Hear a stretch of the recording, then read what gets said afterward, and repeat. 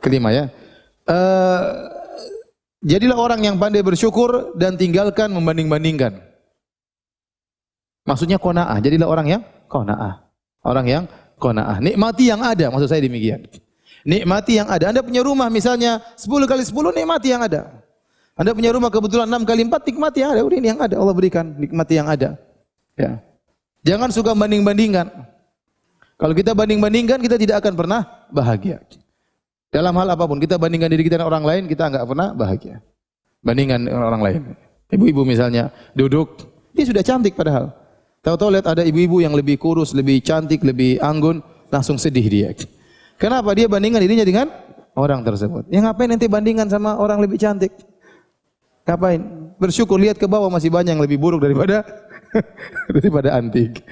Jadi jangan banding-bandingkan, sudah bandingkan, bikin sedih hati ya. Nikmati yang ada. Anda punya rumah seperti itu, Anda punya anak-anak begini, punya suami, nikmati yang ada sambil mengadakan perbaikan, ya. Tapi enjoy dengan apa yang Anda miliki. Itu namanya dengan qanaah. Hidup, gaya hidup tidak dibuat-buat. Ya, keluar daripada kemampuan seseorang, ya. Ya. Kalau kita banding-bandingkan, kita yang susah sendiri. Coba bandingkan istri kita dengan istri orang lain. Ya, kita akhirnya menderita sendiri. Lihat istri orang mungkin ada yang lebih cantik, akhirnya istri kita tidak kita cintai. Akhirnya pulang-pulang kita marah-marah terus sama istri kita. Kenapa? Kita bandingkan istri kita dengan istri orang lain. Kita sendiri tidak bahagia. Bandingkan anak kita dengan anak orang lain. Anak orang yang lebih banyak hafal Qur'annya, anak orang lebih berhasil, anak kita kemampuannya segitu. Terus kita harus paksakan dia seperti anak orang lain. Jangan, antum sendiri sudah Allah kasih rezeki kita seperti ini. Sekarang anak kita yang kita paksa, yang kita marah-marah, yang kita omel-omelin, ya. Padahal kita tahu kemampuannya terbatas. Wong kita dulu kecil aja malas baca Quran, sekarang anak-anak disuruh hafal Quran. Ente aja bahlul mau. Maksud saya kita semangati anak-anak, tapi jangan bandingkan akhirnya dia harus seperti si fulan. Ya susah. Susah.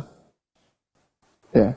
Seorang misalnya harus seperti adik kita si fulan yang hafal Quran. Loh, kita bapaknya enggak seperti bapaknya dia. Ya. Mau anak kita seperti anak dia, gimana? Ya. Jadi jangan banding-bandingkan. Banding-bandingkan itu bikin susah hidup aja. Ya. Nikmati yang ada, enjoy yang ada. Ada kurang baik kita perbaiki. Dan kita akan hidup lebih bahagia. Saya sini sampaikan pernyataan dari Imam Syafi'i, "Idza kunta madza qalbin qanu'in fa anta wa malikud dunya sawa'u." Kalau kau memiliki hati yang qanaah, sungguhnya kau dan raja sama saja, ya, sama saja. Kita ini sebenarnya kebahagiaan itu